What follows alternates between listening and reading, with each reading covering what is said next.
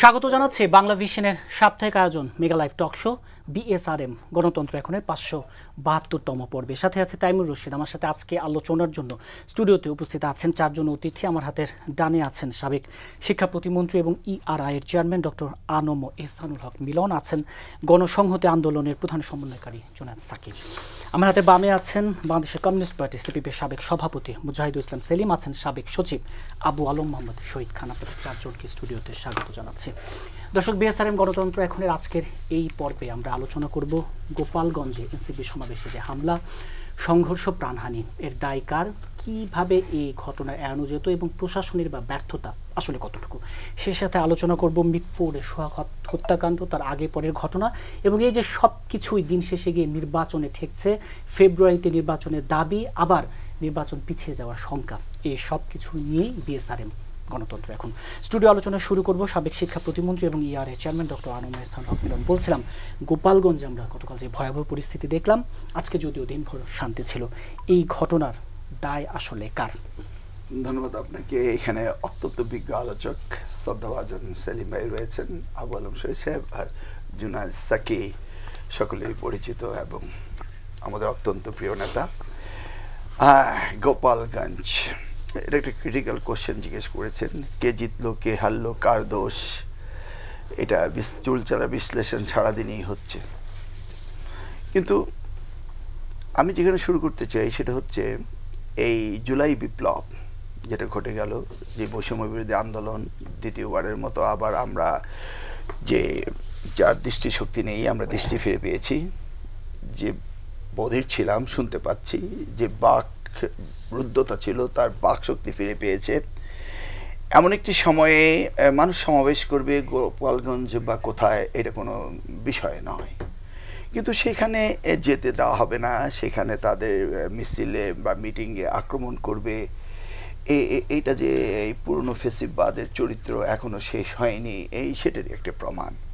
64টি জেলার মধ্যে এই জুলাই বিপ্লবের পর, এই নতুন সরকার গঠিত হওয়ার পর বাংলাদেশের সব জায়গায় বৈষম্য বিরোধী সরকার চলছে, দেশ চলছে, সকলেই মেনে নিয়েছে এবং ফেসিবাদ সরকার পালিয়ে গিয়েছে। তার মধ্যে সেই আচরণ এবং একটি এলাকায় থাকবে, এটা তো হতে পারে না। সেই জায়গায় সরকার এই 11 মাস ধরে তারা এই ব্যাপারে কোনো কথা বলল না, সেটাও তো আমরা মানতে পারি না। এনসিপি হুট করে চলে গেল, তারাও ভাবলো না তাদের কি হতে পারে, সেটাও আমরা চিন্তা করতে পারি না। আবার যারা সেনাবাহিনীকে নিয়ে বিরাট ধরনের বিতর্ক শুরু করেছে, আবার তাদের আশ্রয় নিয়েছে, সেটাও আমাদের কাছে শিক্ষণীয়। কারণ ডাক্তার যিনি হবেন তিনি সে গুন্ডা না ডাকাত না খুনি না রেপিস, সে তো না, সে ডাক্তারের কাজই করবে। সেনাবাহিনী যার দায়িত্ব পালন করা সেটা সে করেছে এবং তাদেরকে উদ্ধার করেছে। আবার 4 জন নিহত হয়েছে, এই জুলাই বিপ্লবের পরে আবার 4 জন নিহত হবে। এই যে থানা প্রশাসন লুণ্ঠন হয়েছে, অস্ত্র চলে গিয়েছে এবং তারা যে সংঘবদ্ধভাবে ওখানে রিটালিয়েট করার আবার সক্ষমতা অর্জন করছে, এটা তো আমরা দেখেছি। জাতীয়তাবাদী দলের নেতাদের একবার আক্রমণ করেছে, আর্মির গাড়ি পুড়িয়ে দিয়েছে, স্বেচ্ছাসেবক দলের, এবং আর্মির গাড়ি পুড়িয়ে দিয়েছে, সেটা তো আমরা দেখেছি। তাহলে সরকারি বা নিশ্চুপ কেন? স্বরাষ্ট্র উপদেষ্টা যখন বলেন যে তাদের কাছে খবর ছিল কিন্তু পরিস্থিতি এতটা ভয়াবহ হবে, এটা ধারণা ছিল না। এই পরিস্থিতি যে ওখানে এরকম রয়েছে, গোমট বেঁধে আছে, তারা যে বর্তমান সরকারকে সারা দেশ সারা জনগণ স্বীকৃতি দিয়েছে, তারা যে সেটার সাথে ঐক্যমত হয়নি, তারা যে এই জুলাই বিপ্লবের সাথে হয়নি, এগুলি তো তারা ক্রমান্বয়ে দেখিয়ে যাচ্ছে। তারপর কেন সরকার এই বিষয়টি, দেখুন আওয়ামী লীগের সময়ও কিন্তু অনেক সময় এই ফেসিবাদী সরকার চেয়েছিল ধরুন জুনায়েদ সাকিব একটি ছোট্ট অনুষ্ঠান করুক, একটি মিছিল করুক, তার প্রোটেকশন দিয়ে এটা করিয়েছে, অনেক সময় করিয়েছে, আবার অনেক সময় পিটিয়ে হামলা শিকার হয়েছে, আমরা দেখেছি, এখানে এক্সাম্পল রয়েছে। তো বিএনপির অনেক মিটিং করতে দিয়েছে, অনেকগুলি করতে দেয়নি। সরকার হাত অনেক লম্বা, সরকার চাইলে কি এই মিটিংটা সুস্থভাবে করতে দিতে পারতো না? অবশ্যই করতে দিতে পারতো। তারা 2টি রাস্তা ব্লকেট করে আর্মি এবং পুলিশ দিয়ে মিটিংটা করিয়ে দিতে পারত, কিন্তু সেই জায়গায় তারা কেন করতে দিল না? কি কারণটা রয়েছে? কোনো দুর্ভিসন্ধি দেখেন কিনা? অবশ্যই, কারণ অনেক রাজনৈতিক দলগুলোই বলছে যে সরকারের সক্ষমতা নেই নির্বাচন করার, এই যে সরকারের সক্ষমতা নেই নির্বাচন করা, সেই জায়গায় সরকারের উচিত ছিল তার সক্ষমতা প্রমাণ করা। সেই জায়গায় সরকার আবারও প্রমাণ করলো যে না, তারা নিশ্চিতভাবে আইন শৃঙ্খলা পরিস্থিতি নিয়ন্ত্রণে আনতে পারেনি। তো সেই জায়গায় তো মানুষ ভাবতেই পারে সরকারও কি এই ধরনের ষড়যন্ত্রের সাথে কি হাত মিলাচ্ছে। জি, আবার আপনার কাছে আসবো। সিপিবির সাবেক সভাপতি মুজাহিদুল ইসলাম সেলিম, এই যে এক ধরনের দুরভিসন্ধি দেখা, এবং প্রশ্নটা যদি এভাবে রাখি, সব জেলায় যেখানে পদযাত্রা কর্মসূচি ছিল সেখানে গোপালগঞ্জে এসে এনসিপির এক ধরনের মার্চ টু গোপালগঞ্জ কর্মসূচি, তারপরে এই যে আইন শৃঙ্খলা রক্ষাকারী বাহিনীর ভূমিকাগুলো নিয়ে তো প্রশ্নই আছে, এবং ডক্টর আনম এহসান হক মিলন বলছে, এবং এটা প্রশ্ন উঠেছে যে দুরভিসন্ধি কাজ করলো কিনা। ধন্যবাদ। আমি প্রথমেই বলতে চাই যে এই ধরনের লাইভ ফায়ারিং করে মানুষকে ডিসপার্স করার পদক্ষেপ এটা কোনো ক্রমেই গ্রহণযোগ্য নয়। এবং বিশেষ করে একটা গণ অভ্যুত্থানের ভেতর দিয়ে যখন ফ্যাসিস্ট শাসনের অবসান ঘটানো হয়েছে, এই আকাঙ্ক্ষা নিয়ে, এই স্বপ্ন নিয়ে দেশবাসী সেখানে অংশগ্রহণ করেছে যে আমাদের দেশে গণতন্ত্র প্রতিষ্ঠিত হবে এবং নাগরিকদের স্বাধীনতা থাকবে কথা বলার, তাদের ক্ষোভ বিক্ষোভ ব্যক্ত করার, এবং সেটাকে যদি মোকাবেলা করার প্রশ্ন আসে, কেউ যদি মনে করে যে আমি এই মতের সঙ্গে একমত না, তারপরে অস্ত্রের শক্তি দিয়ে না, দমন নীতির ভেতর দিয়ে না, সেটা গণতান্ত্রিক পন্থাই সেটা মোকাবেলা করতে হবে। কেউ যদি 10,000 লোকের সমাবেশ করে একটা ভুল পথ নির্দেশ করে, তা আমার দায়িত্ব হবে 50,000 লোক দিয়ে আমি কাউন্টার যুক্তি দিয়ে মানুষকে কনভিন্স করবো এটি করার জন্য। এটা করা একটু ডিফিকাল্ট, কারণ আমাদের এখানে মধ্যবিত্ত সমাজের নেতৃত্বে রাজনীতিটা এখন চলে, তাদের ভিতরে এক ধরনের গ্যাম্বলিং মেন্টালিটি, অনেক দুর্বলতা থাকে, কিন্তু গ্যাম্বলিং মেন্টালিটি থাকে, জুয়া খেলার মনোভাব, পেলে সবটা পাবো আর তা না হলে গেলে যাবে। একটু আগে আমি বলছিলাম কমরেড সাকিকে যে কিছু কিছু লোক কখন শুরু করতে হবে এইটা খুঁজে বের করতে অনেক টাইম লেগে যায়, আবার কেউ শুরু করার পর কখন থামতে হবে এটা ভুলে যায়। এখন টোটাল সিচুয়েশনে একটা ক্যাওস চলছে, কিন্তু তার আগে আমি এটা বলতে চাই, আপনি যে জিনিসটা কংক্রিট যাচ্ছেন ওটা হয়তো পরে আমি আলোচনা করব। টঙ্গিপাড়ার ঘটনায় ফার্স্ট পয়েন্ট হলো আমার ফায়ারিং কেন হলো, এবং এটা বিচার করতে হবে এবং অপরাধীদের শাস্তি দিতে হবে। সেকেন্ড কথা হলো, এইটার ভেতরে আপনি জানতে যাচ্ছেন যে কনস্পিরেসি দেখি কিনা, অসম্ভব না। দেখি বলতে হলে আমাকে তো ইনফরমেশন থাকতে হবে, আমার কাছে সেই ইনফরমেশন নাই। কিন্তু মানুষ কোনো ঘটনাকেই, এখন আর্টিফিশিয়াল ইন্টেলিজেন্সের যুগ, আবার জেনজি, আবার কত রকম এখন টেকনোলজিক্যাল মেথড বেড়েছে, ফেক নিউজ চেকিংয়েরও ব্যবস্থা হচ্ছে। মানুষ আগেও কোনো তথ্য বিশ্বাস করতো না, এখনও পুরোপুরি বিশ্বাস করে না। ছোট্ট ব্যাপার, ক্যারাম বোর্ড খেলেছেন কোনোদিন? ক্যারাম বোর্ডে আপনার স্ট্রাইকার মারেন ডান দিকে, গুটি যায় বাঁ দিকে, আপনি টের পাবেন না কোথা দিয়ে কি হলো। এখন আপনাকে অ্যানালিসিস করতে হলে বুঝতে হবে এইরকম ইনসিডেন্টসের পলিটিক্যাল বেনিফিশিয়ারি কে হতে পারে, যারা একটা নির্বাচনের প্রক্রিয়ার ভেতরে দেশকে একটা স্টেবল প্রাতিষ্ঠানিক ধারায় নিয়ে যেতে চায়। তারা তো এখন এই ধরনের ঘটনাবলীর ভেতরে দেশকে নিয়ে যেতে হবে না। কিন্তু আমরা জানি এর পাল্টা একটা শক্তি, দু একটা দল তারা বলছে যে না, সংস্কার না হওয়া পর্যন্ত আমরা ইলেকশন, নির্বাচনের এই প্রসঙ্গটি নিয়ে একটু পরে আসবো না, আমি বলছি। সুতরাং বেনিফিশিয়ারি কারা, কে হলো, জি, এই পয়েন্ট থেকে আমি বলছি। জি, আবার আপনার কাছে। সুতরাং অ্যানালিসিসটা করতে হবে, এবং উইদাউট ইনফরমেশন সেই অ্যানালিসিসটাই গ্রহণযোগ্য হবে, আমি এটা মনে করি। আবার আপনার কাছে আসবো। গণসংহতি আন্দোলনের প্রধান সমন্বয়কারী, এই যে প্রশ্নের উত্তরটাই যদি আপনার কাছে জানতে চাই, গোপালগঞ্জের এই ঘটনায় পলিটিক্যালি বেনিফিশিয়ারি কে হলো? ধন্যবাদ আপনাকে। আমি আমার সহালোচকদের সহ যারা দেখছেন সবাইকে সালাম এবং শুভেচ্ছা জানাচ্ছি। আসসালামু আলাইকুম। গোপালগঞ্জের ঘটনায় যাওয়ার আগে গতকাল আরেকটা গুরুত্বপূর্ণ বাংলাদেশের ইতিহাসের বাঁক পরিবর্তনকারী দিন ছিল। আবু সাঈদ যে ইতিহাস সৃষ্টি করেছেন সেই ইতিহাস আমাদের অনেক গৌরবোজ্জ্বল ইতিহাস আছে, অনেক আত্মত্যাগী ইতিহাস আছে। তার মধ্যে আবু সাঈদ নতুন একটা মাইল ফলক যুক্ত করেছেন।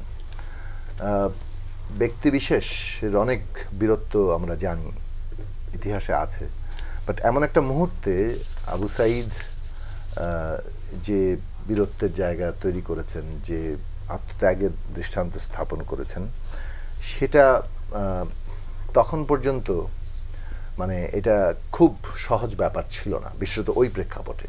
গত 15 বছরের লড়াই আমরা দেখেছি, এবং তার মধ্যে এই যে প্রেক্ষাপট শেখ হাসিনা তৈরি করেছিল, যে আতঙ্ক, যে ভয়, যে ভীতি, সেইটাকে ভাঙার জন্য যে সাহসের সঞ্চার দরকার ছিল, সবাইকে একটা সুতায় গাঁথা দরকার ছিল, আবেগীয় বন্ধন ছাড়া তো আসলে অভ্যুত্থান হয় না। সেই জায়গাটা, সেই দায়িত্বটা পালনে যেভাবে আবু সাঈদ খুব সচেতনভাবে এগিয়ে আসছে, আগের দিনের যে তার স্টেটাস এবং অধ্যাপক শামসুজ্জোহার সাথে মানে শিক্ষকদেরকে তুলনা করা এবং তাদের মতো হওয়ার যে দৃঢ়তা দেখানো, এবং বহুদিন বাঁচার চাইতে একদিনও একটা মর্যাদা নিয়ে বাঁচার যে গুরুত্ব, আমি ওই প্রেক্ষাপট সহ আবু সাঈদকে স্মরণ করতে চাই যে মানুষের জীবনে সবচেয়ে মহত্তম কাজ কি, যখন সে তার সমষ্টির জন্য, তার নিজের দেশ জনগণের জন্য, বলতে পারেন কওমের জন্য সে তার নিজের জীবন উৎসর্গ করার মতো সিদ্ধান্ত নিতে সে পেছপা হয় না সেই জায়গাতে, এবং সেটা তৈরি করতে পারে। তো সেই রকম একটা দৃষ্টান্তের জায়গায় আবু সাঈদ ছিলেন। এবং কালকে এই দিনটি বাংলাদেশে একটা পুরো এত বড় একটা অভ্যুত্থানের, বলতে পারেন যে ইতিমধ্যেই একটা বারুদের স্তূপ ছিল, কারণ 15 বছর বিশেষভাবে 2011 সালের পর থেকে এই সরকারের বিরুদ্ধে, বিগত সরকারের বিরুদ্ধে যে মানুষের ক্ষোভ জমেছে, গুম, খুন, হত্যা, রাজনৈতিক নির্যাতন, তারপরে পাইকারি গণহত্যাটা আমরা দেখেছি। তো এগুলো সব কিছু মিলিয়ে যে জায়গাটা বারুদের স্তূপ হয়েছিল, সেখানে একটা স্ফুলিঙ্গ হয়ে হাজির হয়েছিল। তো সেই দিনটি আসলে যথাযোগ্য মর্যাদায় হাজির হবে, যেভাবে হাজির হওয়া দরকার ছিল, এবং মিডিয়া এবং সমস্ত কিছুই, কারণ আমাদের অনুপ্রেরণার দিকগুলো খুব বেশি কিন্তু আলোচিত হয় না, সেগুলো মনে হয় যে ঠিক যথেষ্ট নিউজ নয়। আমাদের সংবাদ মাধ্যম নেতিবাচক নিউজ খোঁজে এবং সেটাই খুব হাজির করে। এটা আমি কোনোভাবে অন্য কিছুকে খাটো করতে চাইছি না, আমি বলছি যে আমাদের ভারসাম্যটা আমরা দেখে আসছি, এটা আমাদের একটা পর্যবেক্ষণ বলতে পারেন। So negative news is news, এটা আবার অনেক সময় প্রতিষ্ঠাও করা হয় তাত্ত্বিকভাবে।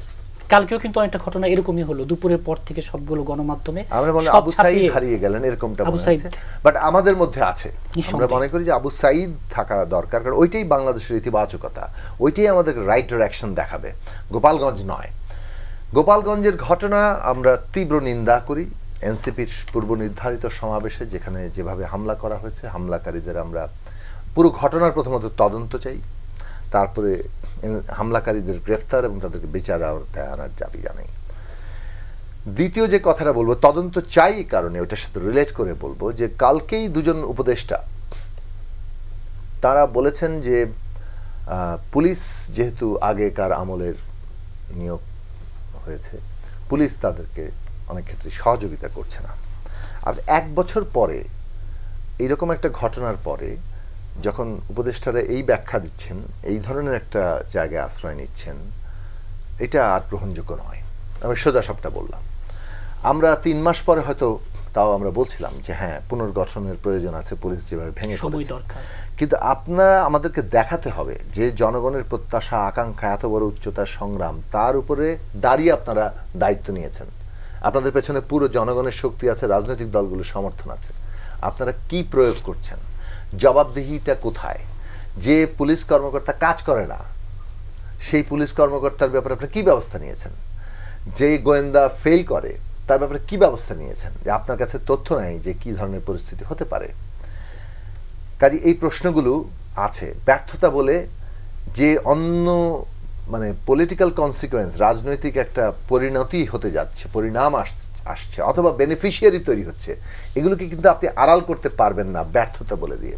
ফলে গভর্নমেন্টকে অবশ্যই অ্যাকাউন্টেবল হতে হবে, সরকারকে জবাবদিহি করতে হবে এই জিনিস কেন ঘটলো। বিশেষভাবে কার গুলিতে মারা গেল, 4 জন যে নিহত হলো, 4টা মানুষের জীবন, যারই জীবন হোক, রাষ্ট্রের দায়িত্ব মানুষের জীবনের নিরাপত্তা দেওয়া, হেফাজত করা। সেখানে মানে মানুষের জীবন যে নাই, মানে কি বলে যে নাই হয়ে যাচ্ছে, সেটা কারা করলো? এটা কি হামলাকারীদের গোলাগুলিতে হয়েছে নাকি পুলিশ গুলি করেছেন? পুলিশ কি কি মেজার্স নেওয়ার জায়গাতে থাকার কথা ছিল? এটা খুব গুরুত্বপূর্ণ যে আপনি নির্বাচন হবে, এবং নির্বাচন খুবই গুরুত্বপূর্ণ। ন্যাশনাল ইন্টারেস্ট, আমাদের জিও পলিটিক্যাল যে বাস্তবতা, অভ্যন্তরীণ যে বাস্তবতা, আমাদের রাষ্ট্রের যে গণতান্ত্রিক পুনর্গঠনের মধ্যে আমরা আছি, যে সংস্কার আমরা করতে চাই তাকে সম্পন্ন করার জন্য ইলেকশন ম্যান্ডেটরি, আবশ্যকীয়। ইলেকশন ছাড়া আপনি সংস্কার করতে পারবেন না। কতিপয় আমরা ভালো লোক মিলে বাংলাদেশের ভালো যা চাইলাম জনগণের সম্মতি ছাড়া সেগুলো বাস্তবায়ন করে ফেললাম, এইটা খুবই বিপজ্জনক চিন্তা। এবং জনগণের অংশগ্রহণ ছাড়া আপনি সত্যিকার কোনো মানে পরিবর্তনকে টেকসই করতে পারেন না। ফলে জনগণের অংশগ্রহণের জায়গা লাগবে। জনগণ খালি সমাবেশ দিয়ে অংশগ্রহণ হয় না। এটা এর যে প্রক্রিয়া, যেটা মানে আপনি প্রতিষ্ঠা করেছেন নির্বাচন, সেটা লাগবে। সেই নির্বাচনটা যখন অপরিহার্য ফর দি জাতীয় স্বার্থে, দেশের স্বার্থে, তখন আপনি যখন এই জায়গাগুলো হচ্ছে পুলিশ এবং সরকারের ব্যর্থতার জায়গা থেকে আপনি মানে এই ধরনের অনিশ্চিত পরিস্থিতি তৈরি হওয়া কিংবা ঘোলা পানি তৈরি হওয়া। সবশেষে একটা বলবো যে কোনো লাস্ট করে এটা বলবো যে দেখুন, রাজনৈতিক দিক থেকে যে কোনো আন্দোলনকারী দল, তারা নতুন হোক পুরানো হোক, প্রত্যেকের প্রতি আমাদের আহ্বান থাকবে। ফ্যাসিবাদ নির্মূল করতে চেয়েছে আওয়ামী লীগের, একটা নির্মূল করার সবসময় প্রতিপক্ষ নির্মূল করার একটা ভাষা ছিল। যদি মানে ফ্যাসিবাদ বিরোধী শক্তিও কোনো না কোনোভাবে তার শরীরী ভাষায়, তার প্রত্যয়ে, তার নানান ঘোষণায় পাল্টা নির্মূল করতে চাওয়া অথবা সেই রকম ভঙ্গিটা তৈরি হওয়া মানুষের মধ্যে, সেইটা কিন্তু মারাত্মক রাজনৈতিক পরাজয় হবে। ফ্যাসিবাদের বৈশিষ্ট্যই ইনহেরিট করা হবে। ফ্যাসিবাদকে লড়াই করতে হবে গণতান্ত্রিক শক্তি দিয়ে। এবং এইটাকে কেউ যদি দুর্বলতা ভাবেন যে ওর মতো পেশি না দেখালে আসলে এইসব কি বলে মানে এই ধরনের কথাবার্তা দিয়ে কোনো কাজ হবে না, তাহলে বাস্তবতা আপনি কিন্তু আরেকটা নতুন করে ফ্যাসিবাদী ব্যবস্থারই টিকিয়ে রাখছেন কিংবা পুরনো বন্দোবস্তকেই নতুন বলে চালিয়ে দিচ্ছেন। সেইটা বাংলাদেশে আমরা কোনোভাবে আর গ্রহণ করতে পারি না। ফলে আরেকটা জায়গা আমি শেষ করবো, আমি একবারে যেতে বলেছেন এই ঘটনার ব্যাপারটা কি, আজকে ন্যায় বিচার হওয়ার কথা ছিল এই রাষ্ট্রের নতুন যাত্রার প্রথম ভিত্তি। আপনি মামলাগুলো দেখেন, সব লোক ভাবছে যে যেভাবে মামলা হচ্ছে, যেভাবে কেস হচ্ছে, মোটামুটি গ্রেফতার টেফতারও যেভাবে হচ্ছে, তাতে বোধহয় পুরনো বন্দোবস্তই আছে, অতএব এগুলোতে ভয় পাওয়ার কিছু নাই। অথচ প্রতিটি হত্যার ঘটনা যদি যথাযথভাবে যারা হত্যার নির্দেশ দিয়েছে, যারা বাস্তবায়ন করেছে, তাদেরকে কেবলমাত্র আপনি ভালো মতো বাছাই করে এনে আজকে আইনের আওতায় আনতেন, প্রত্যেকের একটা মেসেজ পেয়ে যেত যে বাংলাদেশে এই কাজ করে আর কেউ পার পাবে না। অথচ এখন বাস্তবতা তৈরি হচ্ছে যে এগুলোকে রাজনৈতিক মামলা বলে ভবিষ্যতে ফ্যাসিস্টরাই হয়তো নানানভাবে বলতে থাকবে। এই বাস্তবতা আগামী দিনের জন্য খুবই বিপজ্জনক। কাজে আমাদেরকে ন্যায় বিচারের উপরে দাঁড়াতে হবে, স্বচ্ছতার উপর দাঁড়াতে হবে, জবাবদিহির উপরে দাঁড়াতে হবে, এবং এমন এক গণতান্ত্রিক রাজনীতিতে দাঁড়াতে হবে যাতে করে ফ্যাসিস্টদেরকে আমরা সত্যিকার অর্থে মোকাবেলা করতে পারি। জি, সাবেক সচিব আবু আলম মোহাম্মদ শহীদ খান, এই যে ফ্যাসিবাদ দমনে গণতান্ত্রিক যে চেতনার জায়গাটা বললেন, আর এই যে এই প্রশ্ন তো থেকেই যায় যে গোপালগঞ্জের এই ঘটনায় প্রশাসন বলি, সরকারের ব্যর্থতা বলি, অন্তত 1 বছর পরে সেইসব অজুহাত বা এইসব বক্তব্য আসলে টেকে কিনা, এবং এই ঘটনার দিন শেষে বেনিফিশিয়ারি কে হবে, কারা হবে, কোন পক্ষ হবে? না, এখনো তো আমরা বেনিফিশিয়ারি কারা হবে হয়তো বের করতে পারবো না, কারণ এর পেছনে কে আছে বা এর মধ্যে কোনো ষড়যন্ত্র আছে কিনা বা কারা পেছনে কলকাঠি নাড়ছেন, সেগুলো তো আপনাদেরকে বের করতে হবে। এবং পরবর্তীতে রাষ্ট্র যদি বের করতে পারে তারা বের করবেন, জনগণও হয়তো কিছু কিছু বের করতে পারবেন। গোপালগঞ্জের সহিংসতার দায় কার, এটা আপনার মূল প্রশ্ন। এই সহিংসতার দায় কার? তো সহিংসতার দায় তো যারা সরকারে আছেন তাদের দায়। আমাদের দেশের কালচারটা কি, আমরা তো ওই কালচারটা এখনো বদল করতে পারিনি। আমাদের সবসময় আমরা বলি যে ওই যে রক্তে রাঙ্গা হাত, শেখ মুজিবের হাত রক্তে রাঙ্গা, জিয়াউর রহমান হাত রক্তে রঞ্জিত, জেনারেল এরশাদ রক্ত রঞ্জিত, হাসিনা রক্ত রঞ্জিত, খালেদা জিয়া রক্ত রঞ্জিত। তো এখন আপনি কি বলবেন, কার হাত রক্তে রঞ্জিত? তো ফাইনালি সরকারের কাছে দায় নিতে হবে এবং অন্তর্বর্তীকালীন সরকারের প্রধানের দিকে সবাই আঙ্গুল তুলবে। গোপালগঞ্জে আপনি একটা প্রোগ্রাম করবেন, খুব ভালো কথা। গোপালগঞ্জ বাংলাদেশের অংশ, সেখানে আপনি প্রোগ্রাম করবেন, কোনো অসুবিধা নেই, প্রোগ্রাম তো করবেন। তা সব জায়গায় রাজনীতি করা লোকজন সবাই আছেন এখানে, আমি রাজনীতির বাইরের একজন মানুষ। সব জায়গায় যখন প্রোগ্রাম তারা করেন, তারা কিন্তু খুব ডিপ অ্যানালাইসিস করেন, কোথায় প্রোগ্রাম করবেন, কি করবেন, কতটা সময় প্রোগ্রাম করবেন, কীভাবে অর্গানাইজ করবেন, সেখানকার পরিস্থিতি কী। সব জায়গার পরিস্থিতি তো একরকম থাকে না। ঢাকার পরিস্থিতি একরকম, নোয়াখালীতে একরকম, চট্টগ্রামে একরকম, রংপুরে একরকম। তো এই পরিস্থিতিগুলো বিবেচনা করতে হয়। তো সেখানে আপনি প্রথম বললেন শান্তিপূর্ণ পদযাত্রা সারা দেশে করছেন, খুব ভালো কথা করেন। তো গোপালগঞ্জে যে হঠাৎ করে এটা মার্চ টু গোপালগঞ্জ কেন হলো? এখন আপনি বলেন মার্চের বাংলাও তো পদযাত্রাই, ওটা কিন্তু বোঝায় না আসলে। মার্চ টু গোপালগঞ্জ দিয়ে একটা অ্যাগ্রেশন, আক্রমণাত্মক ভাষা ব্যবহার করা হয়েছে। খুব ভালো কথা, আপনি আক্রমণাত্মক ভাষাও ব্যবহার করতে পারেন রাজনীতিতে। এখন আক্রমণাত্মক ভাষা ব্যবহার না করলে রাজনীতি যে জোরে কথা না বললে হয়তো কথাটা শুনতে চায় না কেউ। তারপরে আপনার শরীরী ভাষাও তো আছে, অঙ্গভঙ্গি, শরীর কী করতেছেন, চোখ মুখের আকৃতি কেমন করছেন। এরপরে আপনি সোশ্যাল মিডিয়ায় নানান কথাবার্তা, আবার মাসিয়ারা আছে বিভিন্ন দেশ থেকে তারা কথাবার্তা বলে, সেখানে বলা হলো ওকে মার্চ টু গোপালগঞ্জ এইবার কিছু করবো না, চলে আসবো, বাট পরের বার আবার যাব, যে কী করবো বঙ্গবন্ধুর যে সমাধি স্থলটা আছে ওটাকে ভেঙে সমান করে দেবো। কেননা 32 নম্বরের আগে ভাঙা হয়েছে, এটাকে আরও অনেক ঘটনা ঘটেছে, উদাহরণ দেওয়ার দরকার নেই। তাতে আপনি এইসব করার মধ্যে দিয়ে গোপালগঞ্জের মানুষদের, যেমন মিলন সাহেবের এলাকায়, তিনি তার ছোট্ট এলাকায়, ওখানে যায় যদি কেউ মিলন সাহেবের বিরুদ্ধে উল্টাপাল্টা কথা বলে বেরোয় আসতে পারবে না, উনি জানেন বেরোয় আসতে পারবে না। এবং আমি শিওর, আমি যদি যাই ওখানে ওনার এলাকায়, ওনার গ্রামের এলাকায় যেখানে ওনার খুব পপুলারিটি, আমি যদি মিলন সাহেব সম্পর্কে উল্টাপাল্টা কথা বলি, তাহলে কিন্তু আমি একদম ফেরত আসতে পারবো না, এটা আমি নিশ্চিতভাবে জানি। তো আমাকে তো এটা জানতে হবে যে গোপালগঞ্জের মানুষের মাথায় কী আছে, তারা কি চিন্তা করছে, তাদের মধ্যে কোনো ক্ষোভ দুঃখ বেদনা আছে কিনা। আমাদের তো অনেক ক্ষোভ দুঃখ বেদনা, তো তার অ্যানালাইসিসটা আমরা ঠিকমতো করি নাই। এরপরে তো আমরা সরকারের কাছে আসতে হবে যে হ্যাঁ তাহলে সরকার তাদের অনুমতি দিয়েছে কেন, এখনও তো আমরা সেই সব সিস্টেম চেঞ্জ করি নেই। এখনও জনসভা করার জন্য বা সমাবেশ করার জন্য অনুমতি লাগে, পুলিশ প্রশাসনের অনুমতি লাগে, ঢাকাও লাগে। কেন আমরা তো অনেক গণতন্ত্র সংগ্রাম করছি না, অনুমতি ছাড়া কেউ কি কোনো কিছু করতে পারছে? যখন করে তখন পুলিশ ইচ্ছা মতো করে। এনসিপি যদি ঘেরাও করে প্রধান উপদেষ্টার দপ্তর, পানি বর্ষণ করা হয়, তাদেরকে পানি টানি খাওয়ানো হয়। আর জগন্নাথ বিশ্ববিদ্যালয় আসলে তাদেরকে পিঠে সমান করে দেওয়া হয়। মাদ্রাসা শিক্ষকদের করা হয়েছে, প্রাথমিক শিক্ষকদের করা হয়েছে, নারীদেরকে করা হয়েছে। তো এরকম তো অনেক ঘটনা। তো এখানে আপনি অনুমতি দিলেন, তাহলে ওইখানে প্রশাসনের দায়িত্ব হলো এই অনুমতি দেওয়ার সময় সব কিছু বিবেচনা করা।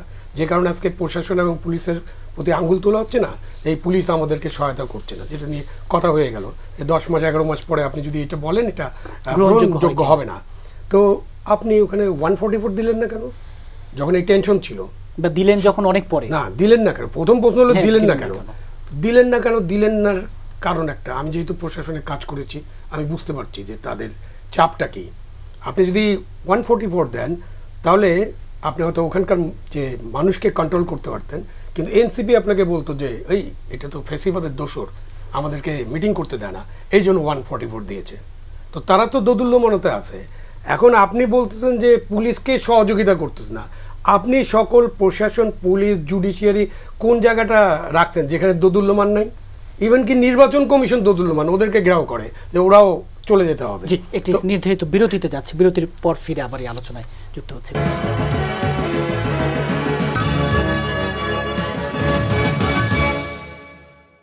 বিরতির পর আবারও স্বাগত জানাচ্ছি বিএসআরএম গণতন্ত্র। এখন আবার একটু যেতে চাই ডক্টর আনোয়ার সরফ মিলন। এই যে এর আগের বার যে আলোচনাটা হলে যে নানা পক্ষের নানা দিক, সরকারি বলি এবং বিভিন্ন দিকে, কিন্তু এটিও তো ঠিকই যে যখন নাহিদ ইসলাম বলেন যে গোপালগঞ্জে আসলে রিফাইন্ড আওয়ামী লীগের একটা ভার্সন দেখা গেছে, যে আওয়ামী লীগের মধ্যে গত 1 বছরে কোনো অনুশোচনা নেই, ন্যূনতম ক্ষমা চাওয়ার কোনো জায়গা নেই, সেই জায়গাটাই আপনি কীভাবে দেখেন?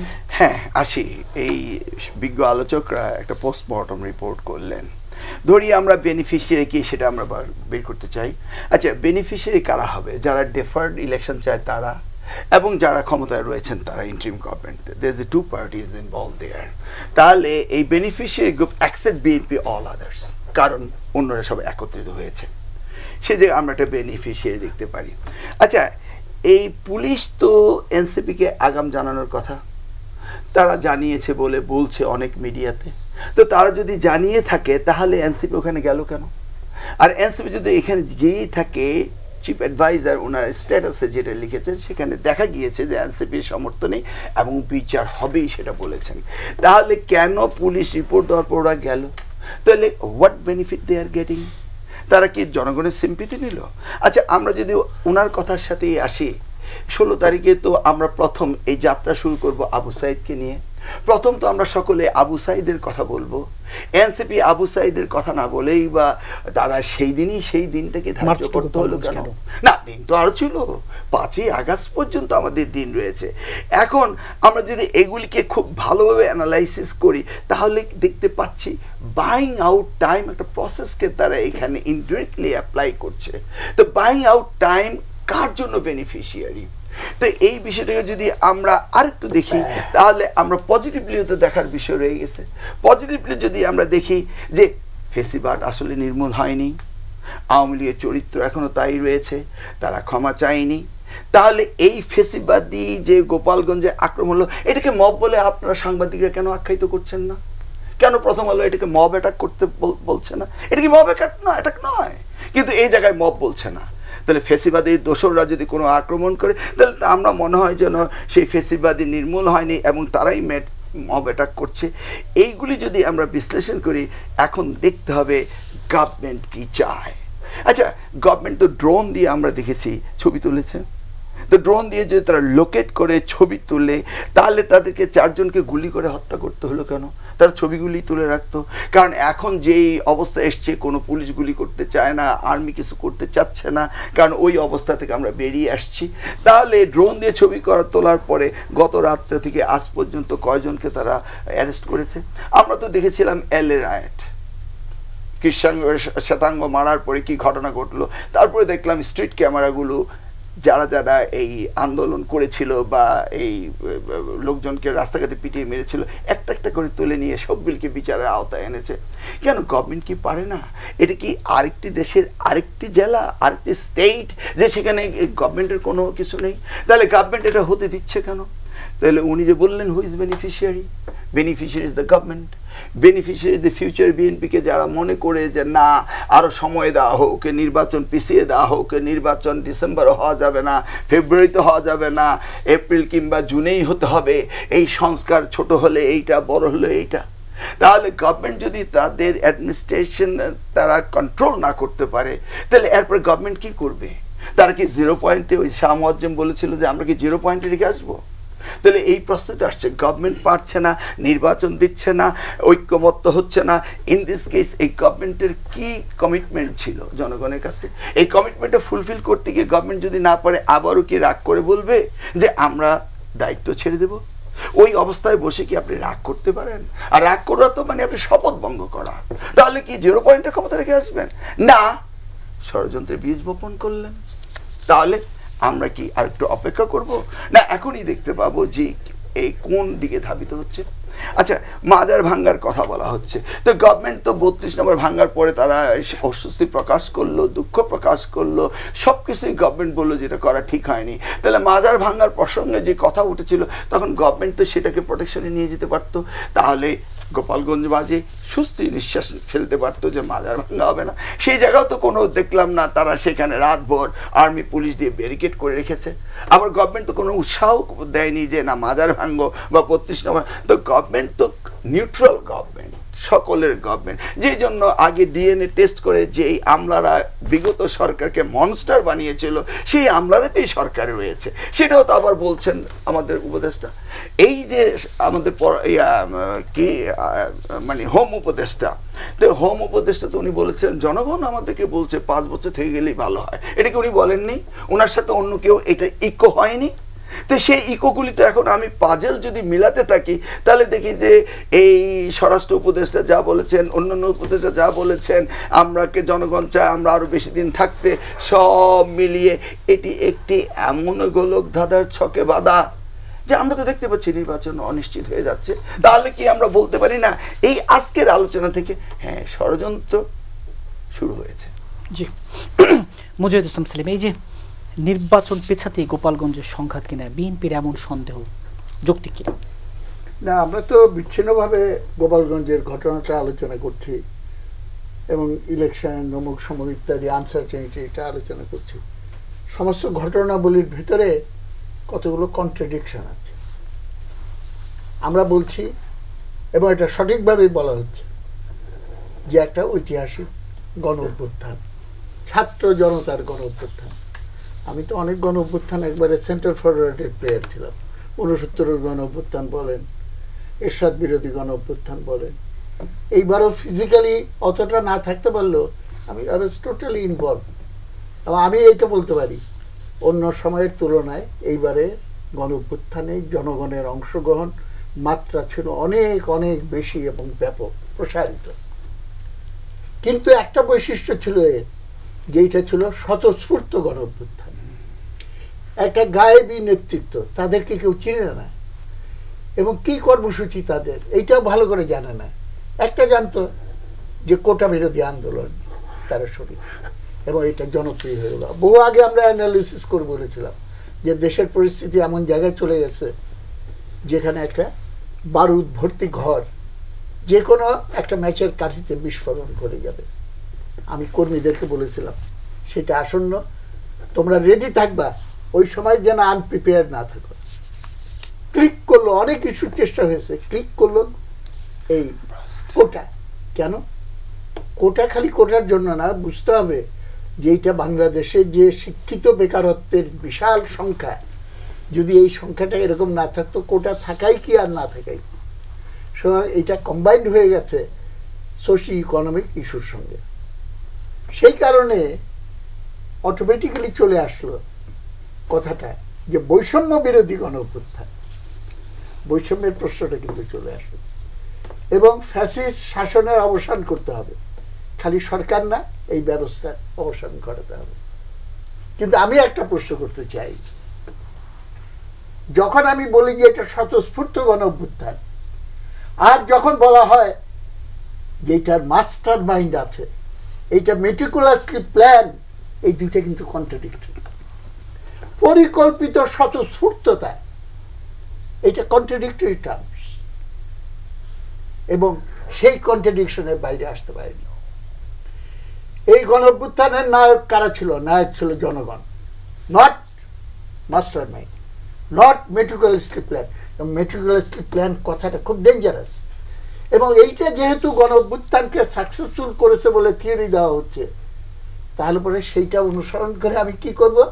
আমি এখনও মেটিকুলাসলি প্ল্যান করব, এমনভাবে করব যে কেউ টের না পায়, কিন্তু ইট উইল বি প্ল্যান। ওর জন্যই আমি বলছিলাম ক্যারাম বোর্ড কোন দিকে যাবে, কোন মানুষ কোনো কিছুই একেবারে সহজ সরলভাবে দেখছে না। সেকেন্ড পয়েন্ট হচ্ছে বড় প্রবলেম, জনগণ হলো প্রজাতন্ত্রের মালিক, আমাদের কনস্টিটিউশনে আছে। এই কথাটা অস্বীকার করে কোনো কিছু করার চেষ্টা অবশ্যম্ভাব্যভাবে স্বৈরতন্ত্র, ফ্যাসিজম, কিংবা খুব ভালো যদি কেউ দাবি করে বেনোভেলেন্ট ডিক্টেটরশিপ, এরকম একটা থিওরি আছে। ঠিক আছে, শেখ হাসিনা ফ্যাসিস্ট শাসন কায়েম করে লুটপাট করেছে, আমি বেনোভেলেন্ট ডিক্টেটর, আমি ডিক্টেটরশিপ চালাবো। কিন্তু সাকি এটা বলে গেছে আগুন দিয়ে আগুন নেভানো যায় না, এবং সেই চেষ্টা করলে আরেকটা নূতন স্বৈর শাসনের। এবং দেখেন এই গভর্নমেন্ট শপথ নিয়েছে কনস্টিটিউশনকে সামনে রেখে, এবং এই কনস্টিটিউশনকে ডিফেন্ড করার দায়িত্ব নিয়ে। It is not a revolutionary government, it is also not a regular government, এইটা clear and categorical interim government. এটা ভাষা যে জানে সে বুঝবে what is the meaning of interim. Interim মানে হলো অল্পকালীন সময়ের জন্য, এবং একটা অবস্থা থেকে আরেকটা অবস্থায় transition, from wire two wire. Primary task হলো একটা নন ইলেক্টেড সিচুয়েশন। 16 বছর ধরে আমাদের দেশের উপর চেপে বসেছিল, এখন আমাদেরকে একটা ইলেক্টেড সিস্টেমে যেতে হবে। সেইটা নিয়ে যদি হেসিটেট করে, খুবই দুঃখ লাগলো আমার। বিবিসির সঙ্গে প্রফেসর ইউনুস একটা ইন্টারভিউতে, আমি এখনও ভাবতে চাই যে উনি বেফাসভাবে এটা বলে দিয়েছেন। তিনি বলেছেন ইলেকশনে কী হবে, সব তো টাকা দিয়ে ভোট হয়। যেই লোক এইটা ইলেকশন সম্পর্কে এই আইডিয়া ধারণ করে, তার কাছে আমরা কি ভোটাধিকার ফেরত দেওয়ার দায়িত্ব দিয়ে নিশ্চিন্ত থাকতে পারি? সংস্কার, আগে সংস্কার করতে হবে, তার আগে নির্বাচন করা চলবে না, কারণ নির্বাচন ঠিক মতো হবে না। সব কিছুর সংস্কার দরকার, এটা তো সরকারের পক্ষ থেকে বারবার বলা হচ্ছে। আমি পাল্টা প্রশ্ন করতে চাই, এই কথাই যদি সত্যি হয়, সংস্কার করার আগে যেটাই করি, যেই ক্ষেত্রেই করি, সেটা অশুদ্ধ হবে। তাহলে বিচার ব্যবস্থা সংস্কার করার আগে ট্রাইব্যুনালের কাজ শুরু করলা কেন? এই যুক্তি আমাকে জবাব দেন। তাহলে পরে বিচার ব্যবস্থা আগে সংস্কার না করে তুমি তো এটা করতে পারো না। এটা আমি লজিক্যালি বলতেছি, কিন্তু আমি মনে করি মৌলিক সংস্কার, মূল জায়গায় সংস্কারে হাত দিতে হলে আমাকে এক লাফে সবকিছু করে ফেলতে পারবো এরকম ঠিক না, এবং এটা করতে হলে জনগণের সম্মতি এবং অংশগ্রহণ এসেনশিয়াল কন্ডিশন, তা না হলে বালুর উপরে হবে। কেননা এটা বলছি এই কারণে, খুব কেয়ারফুল থাকা উচিত। সকলের আমি সতর্কতা আহ্বান করছি, সংস্কার সংস্কার, পরিবর্তন চাই পরিবর্তন চাই। পরিবর্তন এবং সংস্কার নানা ধরনের হতে পারে, পেছন দিকেও হতে পারে, সামনের দিকেও হতে পারে। আমাদের দেশকে যদি মধ্যযুগে ফিরিয়ে নিয়ে যাওয়ার জন্য চেষ্টা করা হয়, আমাদের দেশকে যদি ৭১-এর আগে ফিরিয়ে নিয়ে যাওয়ার চেষ্টা করা হয়, সেটা কিন্তু সেই সংস্কার সংস্কার নয়, সেটা একটা প্রতিক্রিয়াশীল প্রতিবিপ্লবী পদক্ষেপ।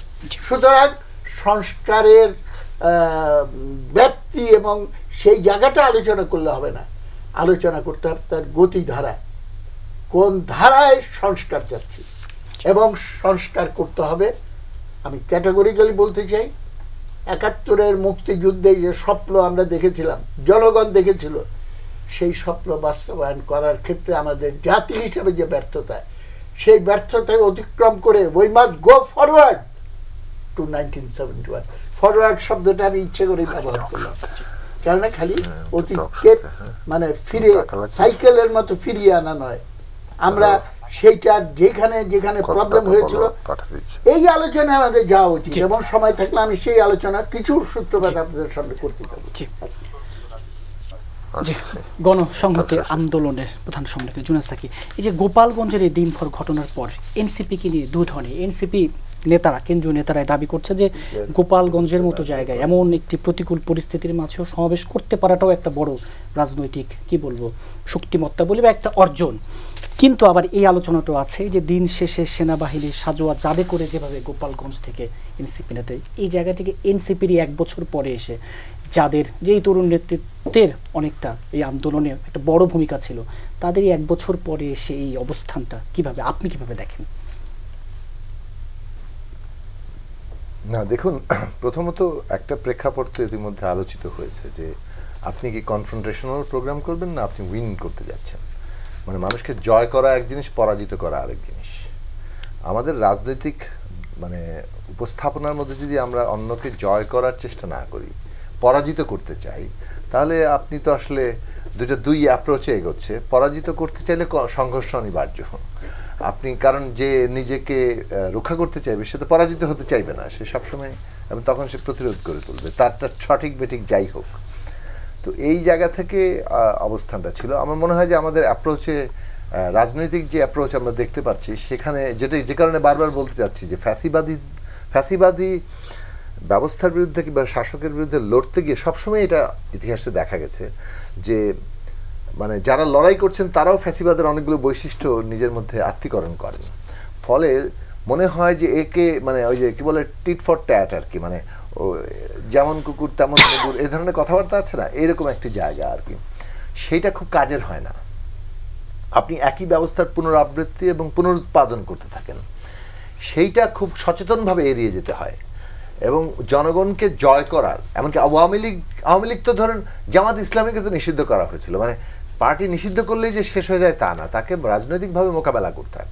এখন আওয়ামী লীগ নিষিদ্ধ করার প্রশ্নটা একটা বিচারের মামলা। তারা যেভাবে জামাত ইসলামী নিষিদ্ধ করার প্রশ্নটা একটা বিচারের প্রশ্ন ছিল, যে এইটা তাদের গণহত্যার দায় কতটুকু, তারা কিভাবে সেটাকে দেখছে এবং রাজনৈতিকভাবে তাদের পরিশোধন কি হচ্ছে। আওয়ামী লীগের ক্ষেত্রটাও বিচারের আওতায় আনা দরকার আমরা বলেছি, এবং সেইটা বিচারের প্রক্রিয়ার মধ্যে যাবে। আওয়ামী লীগের যে সমস্ত নেতারা এই নির্দেশগুলো দিয়েছেন তারা বিচারের মুখোমুখি হবে, এবং এই ন্যায় বিচারের যাত্রায় বাংলাদেশ নতুন করে আগাবে। এখন এখানে দল হিসেবে তো আওয়ামী লীগ একটা বড় রাজনৈতিক দল ছিল, এমন তো না যে সংখ্যার দিক থেকে তারা খুব কম ছিল। তাদের একটা ভোট ব্যাংক ছিল, তাদের বিশাল কর্মী বাহিনী ছিল, এবং এটা একদিনের ব্যাপার না, বহুকাল ধরে এসছে। তো এখন সেটা তো রাতারাতি নাই হয়ে গেছে ব্যাপারটা এরকম না, কিন্তু তাদের বিরাট অংশ কিন্তু একটা বেশ শেকি অবস্থার মধ্যে ছিল। এই যে একটা দল যেভাবে নির্বিচারে মানুষ মারলো, 1600-র উপরে মানুষ মেরে ফেললো, আমাদের শিশু, নারী, পুরুষ, আমাদের ছাত্র, যুব, তরুণ, আমাদের সন্তান, সেটা বাঙালি হোক, চাকমা মারমা হোক, হিন্দু হোক, মুসলমান হোক, যেভাবে মেরেছে। এই যে এর দায়টা আওয়ামী লীগের মানে সমর্থক, সদস্য, এমনকি অনেক কর্মীরা যারা এটার সাথে ঠিক অ্যাটাচ করতে পারেননি, তারা কিন্তু বেশ সঙ্গীন অবস্থার মধ্যে ছিল। এখন এরকম অবস্থায় আপনি কি তাদের রাজনৈতিকভাবে জয় করবেন, নাকি এমন পরিস্থিতির সৃষ্টি করবেন যে তারা আবার এইটাকে এইরকম একটা ন্যারেটিভে সাজাতে পারে, যেরকম ন্যারেটিভ কিছু কিছু আওয়ামী লীগ সমর্থক এখন ইউটিউব তারপর ইত্যাদি বিভিন্ন জায়গায় দেখতে পাই, যে এটা হচ্ছে একটা কি বলে জুলাই সন্ত্রাস করে ষড়যন্ত্র করে হাসিনা সরকারকে ফেলে দেওয়া হয়েছে এবং এরা ক্ষমতায় চলে এসেছে। এই যে ন্যারেটিভ দাঁড় করাতে পারছে, টোটাল ডিনায়াল, এটা জামাত ইসলামীর ধারাবাহিকতা। জামাত ইসলামী যেমন গণহত্যার সহযোগী হয়ে কোনো জবাবদিহি করে নেই বাংলাদেশের মানুষের কাছে, এবং এখন ক্ষমা চাইলেও পরিষ্কার করে ঠিক ওই 71 সাল তার স্পেসিফিক রোল সেটার ব্যাখ্যাটা দেয় না। আওয়ামী লীগ ঠিক জামাত ইসলামের বিরোধিতাগুলো জামাতেরই পতনে স্মরণ করছে, এবং একইভাবে জনগণের কাছে ন্যূনতম কোনো জবাবদিহি করতে তারা প্রস্তুত নয়, তাদের অনুশোচনা তো দূরের কথা। এখন এইটা দলটাকে যে ভেতর থেকে তার যে প্রশ্ন উত্থাপিত হতো, দলের বহু নেতাকর্মীর মধ্যে যে প্রশ্নটা উত্থাপিত হতো যে একটা দলের নেতারা ক্ষমতায় থাকার জন্য নিজের দেশের মানুষকে গুলি করে করে, স্নাইপার গান দিয়ে, হেলিকপ্টার দিয়ে গুলি করে মারার পরে নিজের পরিবারকে সিগন্যাল দেয়, তারা আগে ভাগে চলে যায়, এবং তারা নিজেরাও শেষ পর্যন্ত চলে যায় দেশের লক্ষ লক্ষ কর্মীকে অনিরাপদ রেখে। এই রকম নেতৃত্ব যে সমস্ত নৈতিক দিক থেকে এর রাজনীতি করার অধিকার হারিয়ে ফেলেছেন, মানে এর কোনো মোরাল জায়গা নাই যে সে কিভাবে একটা পার্টি লিড করবে। কারণ আপনি রাজনীতি করতে তো আপনার একটা জায়গা থাকতে হবে, তো আপনার জান পেয়ারি হয়ে গেলে এটা হবে না।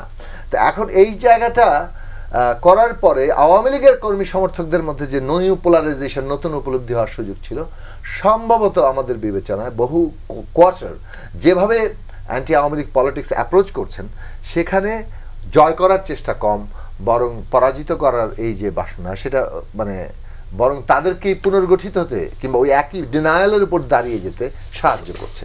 এখন এইটা ধরেন বিভিন্ন রকম বিভিন্ন মত হবে, কেউ ওইটার উপরেই থাকবে, যে যেমন কুকুর তেমন মুগুরের জায়গা লাইনেই থাকবে। ফলে ওইটা সম্ভবত পাল্টা নির্মূলের ভাষা নিয়ে ফেলে কিনা সেই ঝুঁকির মধ্যে পড়ছে হয়তো। আমাদের বিবেচনায় যে গণতান্ত্রিক রাজনীতি একটা সত্যিকার অর্থে একটা গণতান্ত্রিক বন্দোবস্তের উপর দাঁড়াতে পারে, এবং সেই জায়গাটা আমরা যেমন রাজনৈতিকভাবে তেমনি অর্থনৈতিক সামাজিকভাবে দাঁড় করাতে পারছি কিনা, সেটা হচ্ছে আমাদের মুখ্য প্রশ্ন। আপনি সামাজিকভাবে দেখেন, মানে বিরাট অস্থিরতা কিন্তু বিরাজমান, এবং দেশে আইন শৃঙ্খলা মানে সামাজিক পরিসরটা একটা নিরাপদ থাকবে কিনা এটা নির্ভর করে রাষ্ট্র আইন শৃঙ্খলা নিরাপত্তা নিশ্চিত করতে পারছে কিনা। না হলে কিন্তু সামাজিক পরিসরে মব ঢুকে পড়বে এবং একটা বিপজ্জনক পরিণতি সৃষ্টি হবে। এই পরিণতির জায়গাটা তখন আর রাষ্ট্র কাজ করতে পারবে না। আপনি একটা বললেন যে জনগণ বিক্ষুব্ধ জনতা ওনাকে জুতার মালা গলায় পরে দিয়ে এসছে, পরে কিন্তু আপনি এটা সচেতনভাবেও আপনি বিক্ষুব্ধ জনতা সংগঠিত করে আপনার শত্রুর বিরুদ্ধে লাগিয়ে দিতে পারেন। সোশ্যাল অ্যানার্কি ভয়ঙ্করভাবে তৈরি হবে যদি রাষ্ট্র এই জায়গায় না থাকতে পারে। এখন ধরেন আপনি অর্থনৈতিকভাবে আমরা অনেক বিপদের মধ্যে আছি, এবং বিশেষভাবে বাংলাদেশের অর্থনীতি কেমনে চলে এর একটা ফর্মাল সেক্টর আছে, সেখানে তাও তেমন কোনো নিয়মপাতি নাই, সব হচ্ছে সরকারি দলের ধামাধারা। আপনি কারখানায় যান, আপনি ব্যাংকে যান, আপনি বিভিন্ন প্রতিষ্ঠানে যান, তাদের সমস্ত অ্যাসোসিয়েশন সরকারি পার্টির ধামাধারা। আপনি ইনফর্মাল সেক্টরে যান, যেটা বাংলাদেশের সবচেয়ে বড় সেক্টর, কোটি কোটি মানুষ, এবং সেই ইনফর্মাল সেক্টর একটা পেট্রন ক্লায়েন্ট রিলেশনশিপের মধ্যে চলে। ক্ষমতা হচ্ছে পেট্রন এবং বাকি সব মক্কেল, এবং এই ক্ষমতা বাকি মক্কেলদেরকে মানে আপনি কিন্তু নাগরিককে ট্রিট করছেন না।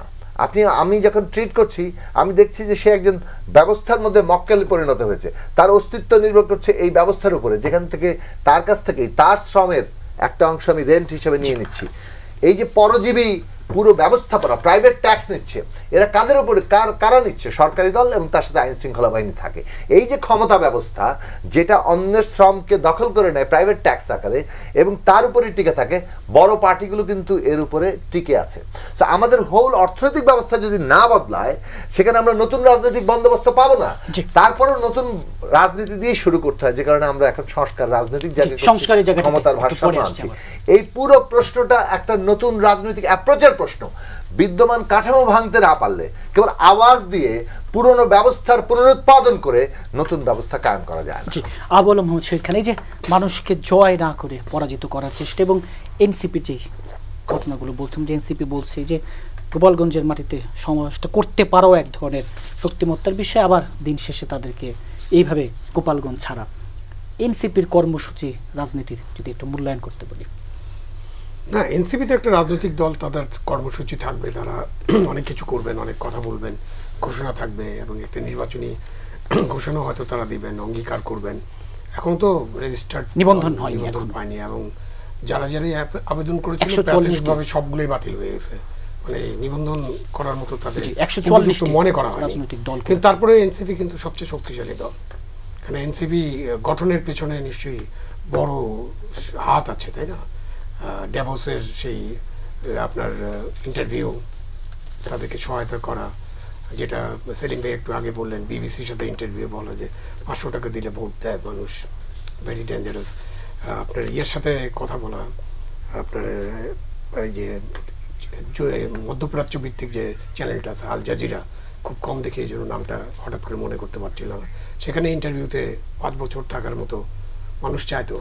মানে ঈদের জামাতে মানুষ নাকি স্লোগান দিচ্ছে, তো ঈদের জামাতের মানুষ দিয়ে আমরা বুঝে গেলাম যে মানুষ দেশের 12 কোটি ভোটার কী চায় বা 18 কোটি মানুষ কী চায়।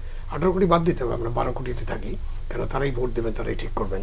তো এই সব মিলায় এবং এনসিপির কার্যক্রম মিলিয়ে এনসিপি একটা ম্যাচিউরড রাজনৈতিক দল হিসেবে গড়ে ওঠার যে সম্ভাবনা সৃষ্টি হয়েছিল, যেহেতু একটা গণ অভ্যুত্থান এবং একটা বড় দল পালিয়ে গেছে বা তারা সরে আছে, এখন তারা ক্ষমা চায়নি, ক্ষমা চাইলে কী করতেন সেটা পরে রাজনীতিবিদরা বিবেচনা করবেন। জিনিসটা যারা যাচ্ছে এখন পর্যন্ত তারা ক্ষমা চায়নি, খুব একটা অদ্ভুত কোশ্চেন। আরে ভাই ক্ষমা চায়নি সো দে আর ফ্যাসিস্ট, ক্ষমা চাওয়ার দরকার নেই, আপনি তাকে বলেন। এখন পর্যন্ত তারা কোনো ক্ষমা চায় নেই, তাদের মধ্যে কোনো ইয়ে নেই, অনুশোচনা নাই। ও কি সুন্দর সুন্দর কথা, মানে ডায়লগগুলো শুনতে খুব ভালো লাগে। আরে যখন অনুশোচনা করবে, ক্ষমা চাবে, তখন তার মতো। যতদিন চাবে না, নো, তুমি চাও নেই, বাস তুমি এখন ফ্যাসিস্ট, তোমার বিচার হবে, সোজা হিসাবে থাকি আমরা তো তাদেরকে আগ্রহী করার দরকার নেই যে ওনারা এসে ক্ষমা চাক। ক্ষমা চাওয়ার একটা পরিস্থিতি তো তৈরি করতে হবে, যেটা এখন আমরা আলোচনা করছি। যে আপনি যদি দেশের মধ্যে এমন একটা পরিস্থিতি সৃষ্টি করেন, জয় না করে পরাজিত করার চেষ্টা করেন, তখন তারা নিজেকে ডিফেন্ড করার জন্য ক্ষমা চাওয়া তো দূরের কথা, ও যেভাবে মামলা মকদ্দমা করছেন, একটা মামলায় শেখ হাসিনা 1 নম্বর আসামি আর সাথে 200, 250, 300 জন আছে। এমন মামলার রেকর্ড আছে যে ঢাকায় গোলাগুলি করছে, ওই একই সময়ে চট্টগ্রামও নাকি বহদ্দারহাটে গোলাগুলি করছে এবং মার্ডার কেস। এই যে মামলাগুলো করছেন, আপনি মামলা ঠিকমতো করেন না, আপনি নানান কথাবার্তা বলেন, আপনি চাপিয়ে দেওয়ার চেষ্টা করেন, নির্মূল করার চেষ্টা করেন, তাও কি সরকারি ব্যবস্থাপনায়। That is very important.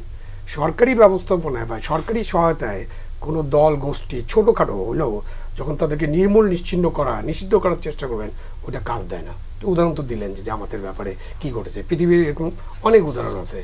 ফ্যাসিবাদী দলকে বা ফ্যাসিস্টকে যদি আপনি জনগণের মধ্য থেকে মুছে দিতে পারেন, সেটাই জনগণের রায় নিয়ে আপনি মুছে দেবেন। এটার প্রমাণ আছে। জামাত যেরকম নিষিদ্ধ করেন, ধ্বংস করা যায়নি, এটার প্রমাণ আবার মুসলিম লীগ। 1947 মুসলিম লীগ ছাড়া তো কোনো দল ছিল না এই দেশে। মুসলিম লীগের কারণেই দেশ ভাগ হয়েছে, পাকিস্তান নামে একটা রাষ্ট্র হয়েছে। সেই রাষ্ট্র কৃত্রিম রাষ্ট্র ছিল, অনেকে মনে করেন। পূর্ব পাকিস্তান ছিল। পূর্ব পাকিস্তানে কতদিন লাগছে? 1947 থেকে 54-এর নির্বাচন, 7 বছরে উদাও। নির্বাচনেই 12টা বেজে গেছে। এরপরেও অনেক জল গড়িয়েছে। তারপরে তো 71-এর মুক্তিযুদ্ধের মধ্যে দিয়ে একেবারে দলটার খবর নেই, আপনি এখন খুঁজেও পাবেন না। তো আপনি যদি এরকম কোনো দল থাকে যারা ফ্যাসিস্ট, যারা মাফিয়া, যারা দুর্নীতিবাদ, যারা জনগণের উপরে জুলুম করে, কর্তৃত্ববাদী, নানান অভিধায় আপনি তাদেরকে অভিষিক্ত করতে পারেন, কিন্তু ফাইনালি জনগণ ডিসাইড করবে যে আপনাকে জনগণ তাদেরকে পছন্দ করবে কি করবে না। সুতরাং এই কাজটা জনগণের কাছে ছেড়ে দিতে হবে। এই সরকারের প্রধান কাজ কি? এই সরকারের অন্যতম প্রধান কাজ হলো সংস্কার নিয়ে যত আলোচনা হয়, সংস্কার বলতে বলতে তো এখন বিষয়টাও যে লেবু চিপার মতো তিতা হয়ে যাচ্ছে। এই সরকারের প্রধান কাজ হলো একটা ভালো নির্বাচন করা। হাসিনার প্রধান দোষ কি? নির্বাচন। অনেক দোষের মধ্যে প্রধান দোষ, 1 নম্বর দোষ, 101টা দোষ আছে, নির্বাচন নাই। 14 সালে একতরফা, 18 সালে রাতের বেলা, 24 সালে আমি তুমি ডামি, তার মানে এই যে মানুষরা নির্বাচনে ভোট দিতে পারছে না, এটা একটা অন্যতম কারণ যে তাকে ফ্যাসিস্ট বলার। এরপরে তার কর্তৃত্ববাদ এবং নিজেকে টিকিয়ে রাখার জন্য গুম খুন আয়না গড়া এরকম আরও 10 লাইন বলা যাবে, আমাদের তো এত সময় নেই তাকে নিয়ে আলোচনা। সুতরাং আপনি এর উত্তরটা কি? ফ্যাসিস্ট একটা ব্যবস্থার পরিবর্তে কোন ব্যবস্থা মানুষ চায়, কোনটা চেয়েছিল? আমরা একটা গণতান্ত্রিক ব্যবস্থা চাই, এবং গণতান্ত্রিক ব্যবস্থা হলে একটাই পরীক্ষা হচ্ছে, এখন নতুন কোনো ব্যবস্থা আসেনি, যে জনগণের ভোটের মধ্যে দিয়ে ডিসাইড করতে হবে। হ্যাঁ, জনগণের ভোটের মধ্যে দিয়ে একটা দল ক্ষমতা আসবে, এই দলটাও অতীতে ফেসিবাদ ছিল, অতীতে এই করছে, তাহলে তো কোনো দল পাওয়া যাচ্ছে না। তাহলে বাংলাদেশে জাতীয়তাবাদী দল নাই, আওয়ামী লীগ ইজ গন, জামাতে ইসলামীও 71-এর ভূমিকা আছে, এখন জাতীয় পার্টি আছে, এই চারটেই তো মোটামুটি ক্রিয়াশীল দল। তাহলে আপনি এখন 4টা দলকেই আপনি মোটামুটি বাদ দিবেন, বাদ দিয়ে কে আসবে, কোথায় আপনারা? তাহলে এটা জনগণকে ডিসাইড করতে দেন। আপনাদের যদি পছন্দ করে নির্বাচনে আসেন, নির্বাচন করেন, নির্বাচনের মধ্যে দিয়ে আপনি নির্বাচিত হন, তারপরে অনেক কিছু করতে পারবেন। তো এই জায়গাটায় আমাদের মূল কোশ্চেন দাঁড়িয়ে গেছে, এবং এখন যে এই সব ঘটনা ঘটে তখনই প্রশ্ন ওঠে যে এই ঘটনাগুলো কি ঘটানো হচ্ছে ইচ্ছাকৃত? এর পিছনে কি কোনো ষড়যন্ত্র আছে? এর পিছনে কিন্তু অশুভ শক্তি আছে যারা নির্বাচনটাকে ডিলেট করতে চায়।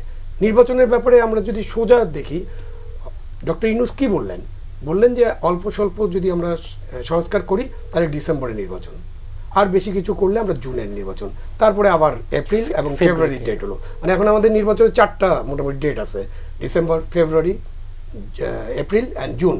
তো ডক্টর ইউনূসের কথার যদি আমি সরলীকরণ করি বা বোঝার চেষ্টা করি, যে আপনি বলছেন যে অল্প কিছু সংস্কার, 264টা বোধহয় 164টা সংস্কারের প্রস্তাব ছিল।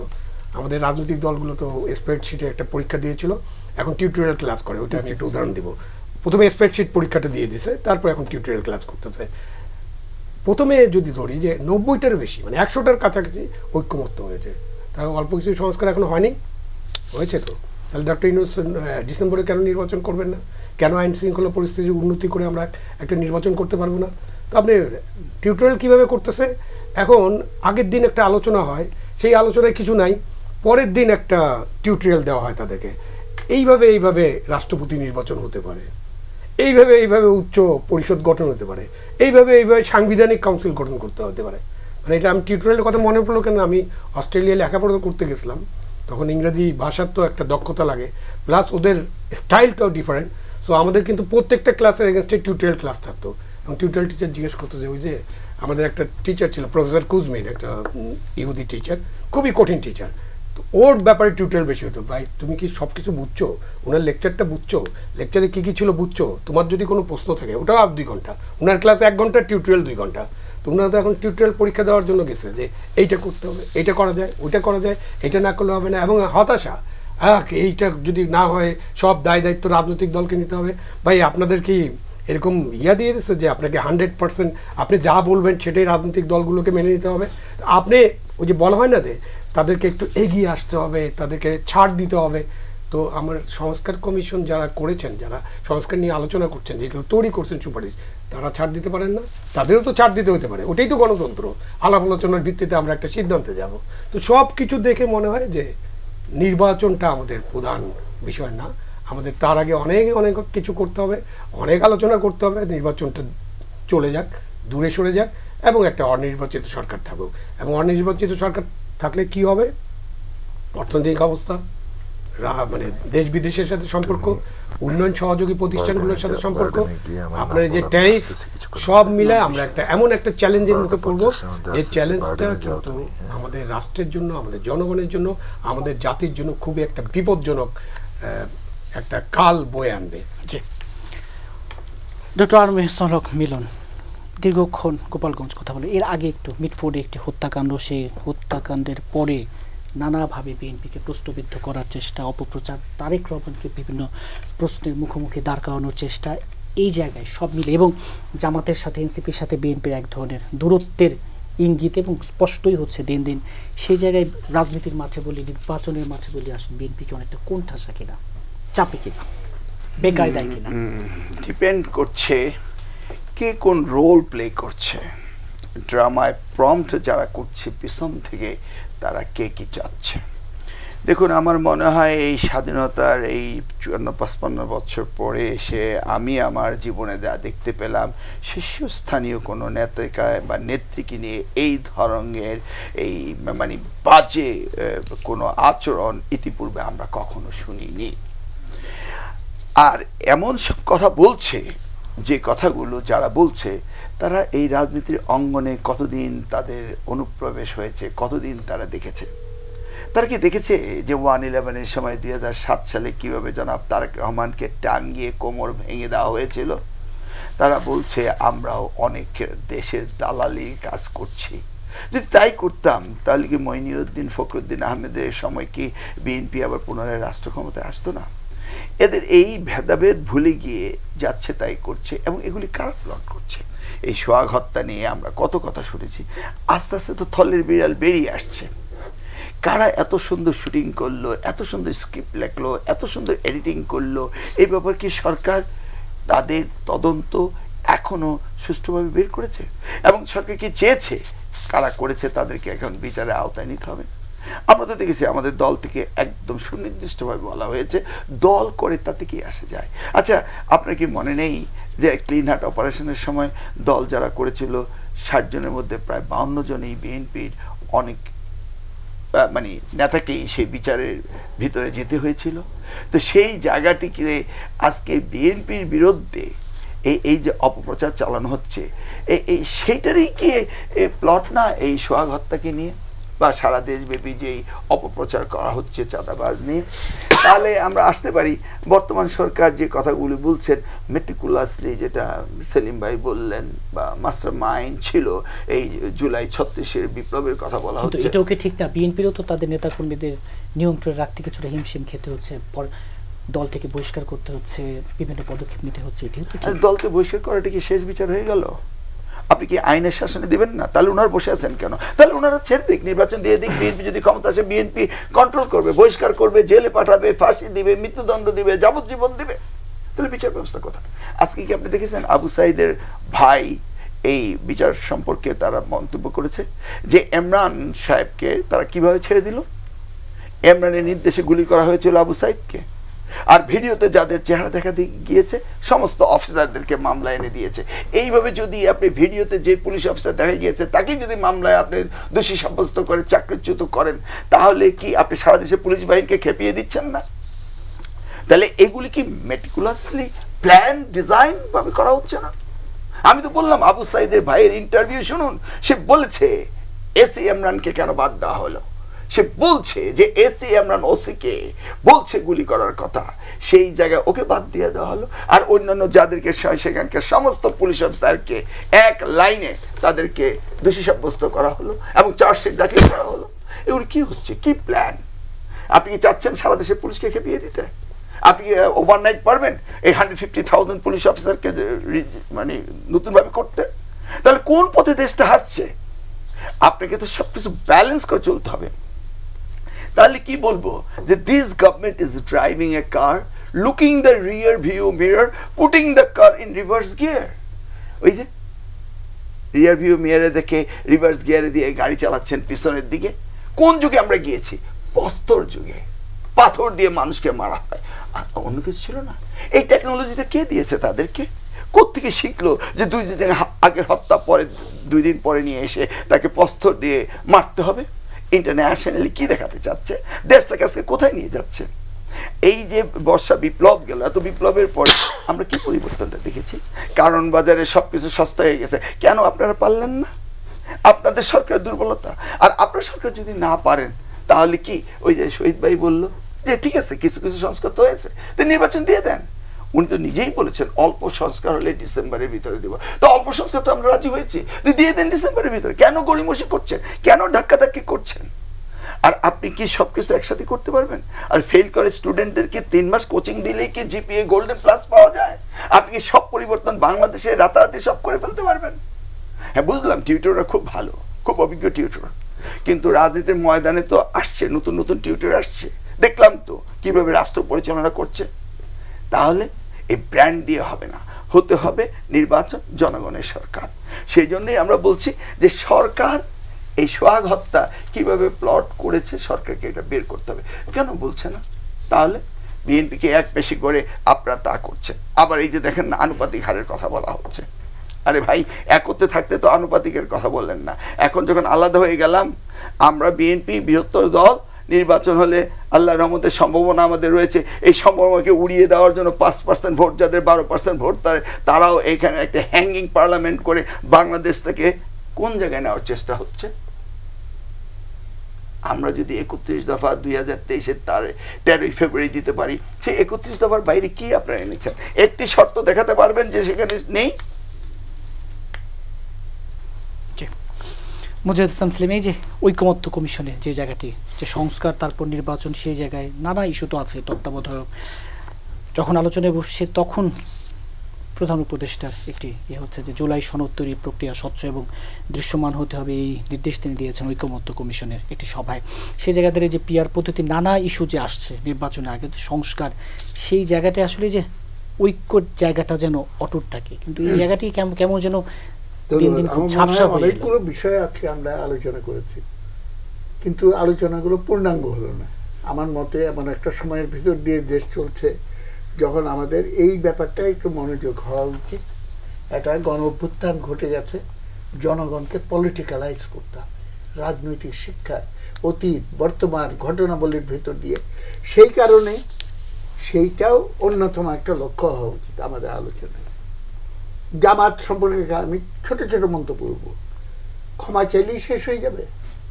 পাকিস্তান সেনাবাহিনী যদি ক্ষমা চায়, তাহলে পাকিস্তানের সেনাবাহিনীকে এখানে ঢাকায় ক্যান্টনমেন্ট করতে দিবেন? 16 ডিসেম্বর 1971 সাল, দ্য ইনস্ট্রুমেন্ট অফ সারেন্ডার, ওখানে লেখা ছিল we Pakistan army, navy and air force along with the auxiliary political and paramilitary forces unconditionally surrender. এবং এই ইনস্ট্রুমেন্ট অফ সারেন্ডারের কারণে পাকিস্তান সেনাবাহিনী যখন নিষিদ্ধ হয়ে গেছে এখানে অ্যাক্টিভিটি চালানোর, ওই দিনই কিন্তু জামাতে ইসলাম নিষিদ্ধ হয়ে গেছে, কারণ Jamaate Islam was a auxiliary force of the occupation. আর সেকেন্ড, আমি এই পয়েন্টে বলতে চাই, চলেন আমার সঙ্গে। 1 বছর আগে ঢাকা শহরের দেয়ালে যতগুলো গ্রাফিটি ছবি নেন, তার ম্যাক্সিমামে ছিল মন্দির, মসজিদ, গির্জা, প্যাগোডার ছবি দিয়ে ধর্ম যার যার, রাষ্ট্র সবার। দিস ইজ দ্য প্রিন্সিপাল, যেই ভিত্তিতে আমরা দেশ স্বাধীন করেছিলাম, সেইভাবেই চলা উচিত। স্বাধীনতা এনেছি, সংস্কার আনবো, দ্যাট ওয়াজ দ্য স্লোগান। সেইখান থেকে আজকে আমরা দূরে চলে যাচ্ছি বলে মনে হয়। ঐক্যমত্য, আপনার প্রশ্ন, ঐক্যমত্য নিয়ে পাগল হয়ে গেল। আমি প্রশ্ন করতে চাই, ঐক্যমত্য মানে কি? সবাই একরকম চিন্তা করবে? যারা এই কথা বলেন তারা কি চিন্তা করে দেখেছেন? এই ধরনের প্রস্তাবনা হলো তার অর্থ দাঁড়ায় যে আমি ব্রেইন ওয়াশ করে কিংবা কতগুলো পরিস্থিতি সৃষ্টি করে বাধ্য করছি সবাইকে একটা মতে আসতে। প্লুরালিস্টিক ডেমোক্রেসি, বহুমতে কি আমরা বিশ্বাস করি না? তাহলে কি আমাদেরকে আবার বাকশালে চলে যাওয়ার জন্য থিওরি দেওয়া হচ্ছে? ইউনিটি অ্যান্ড ইউনিফর্মিটি দুইটা এক জিনিস না। ইউনিফর্মিটির জন্য চেষ্টা করে লাভ নেই। মতবিরোধ থাকবে, 10 রকম চিন্তার বৈচিত্র্য থাকবে। কোশ্চেন হলো, চিন্তার বৈচিত্র্য থাকা সত্ত্বেও আমরা কিভাবে সিভিলাইজড ওয়েতে একটা জায়গায় যেতে পারি, এবং that is the essence of democracy.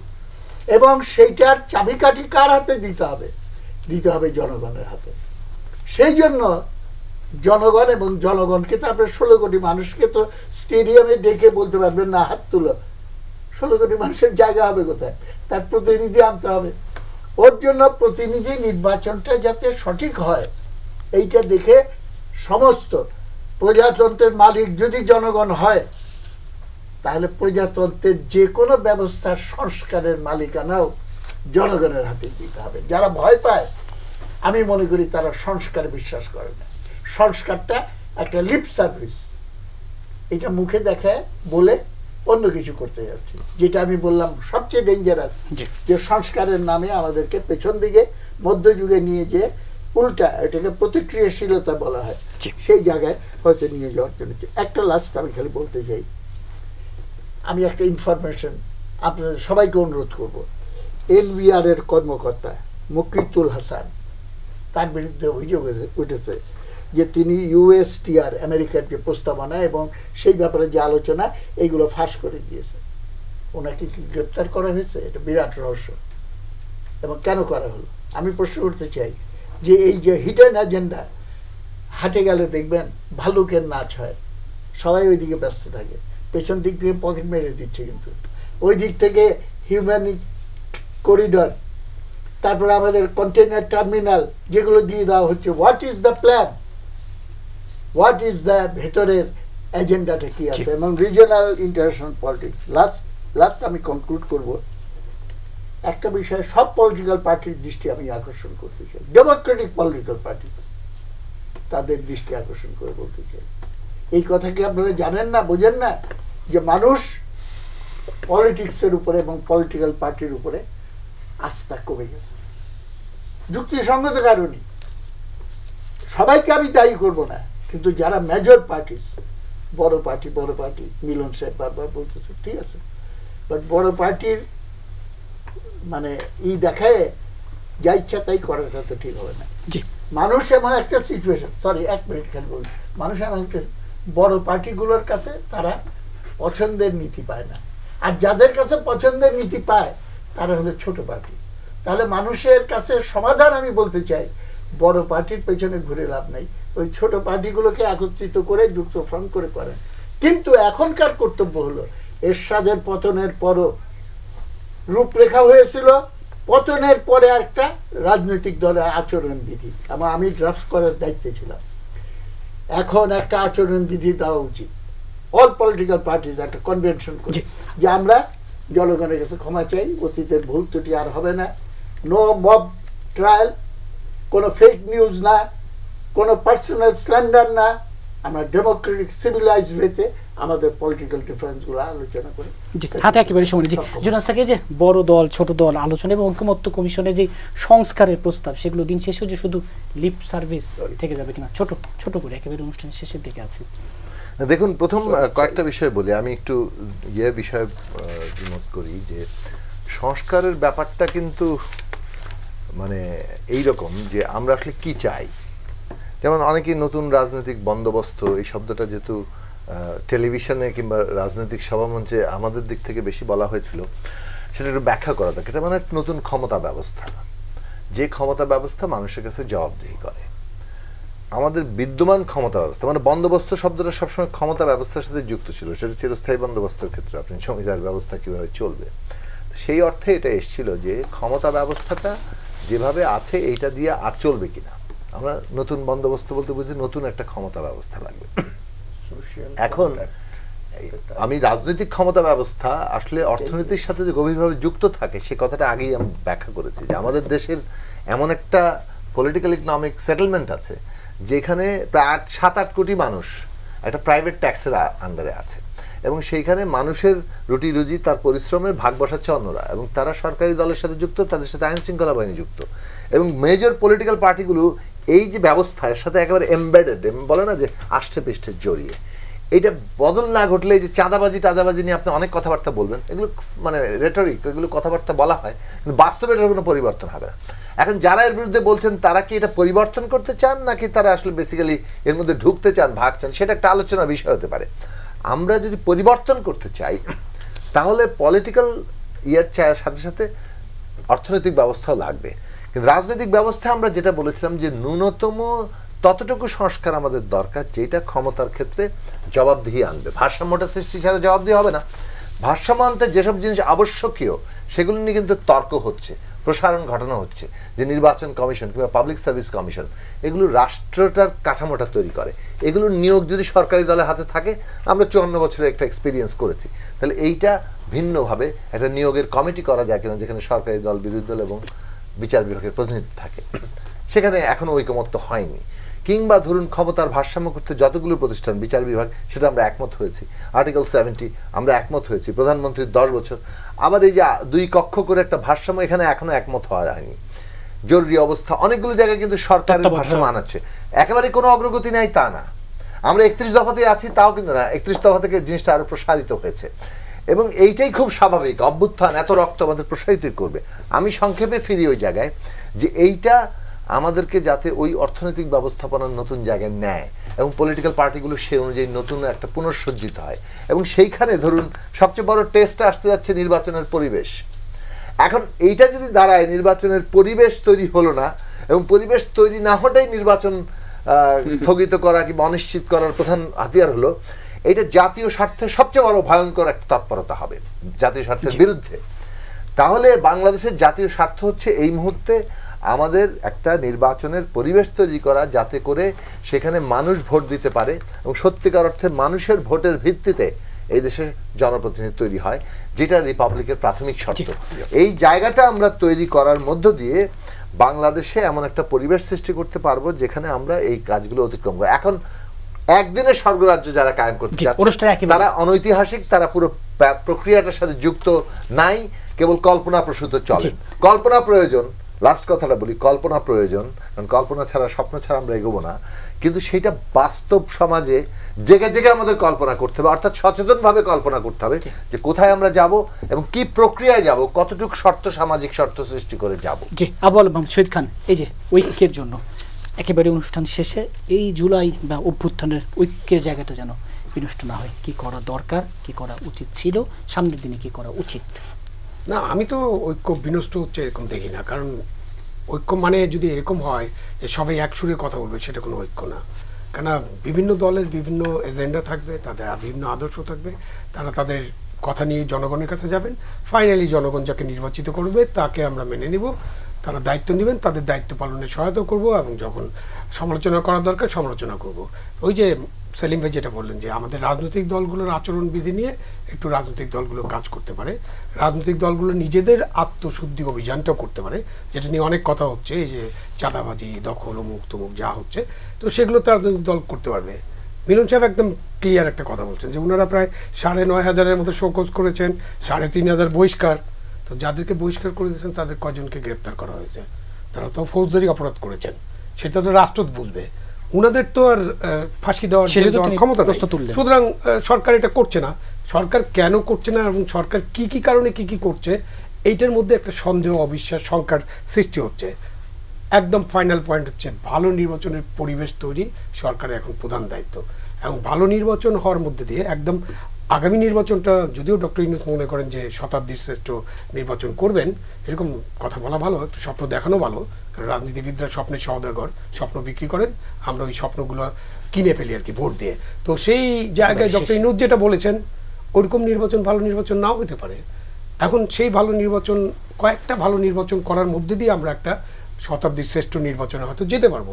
সেই জন্য আমাদের তত্ত্বাবধায়ক সরকার ব্যবস্থাটা ফিরিয়ে আনার ব্যাপারে ঐক্যমত্য হচ্ছে, ওটা ফিরিয়ে আনতে হবে এবং একটা তত্ত্বাবধায়ক সরকারের অধীনে আগামী নির্বাচনটা কিন্তু হতে হবে, কারণ অলরেডি অনেক কোশ্চেন। যে অনুষ্ঠানে একেবারে শেষে এক বাক্যে ডক্টর আনোয়ার ইসলাম, যেহেতু বিএনপি বড় দল, এই ঐক্যের জায়গাটা যেন নষ্ট না হয়, বিএনপি কি ভূমিকা রাখবে?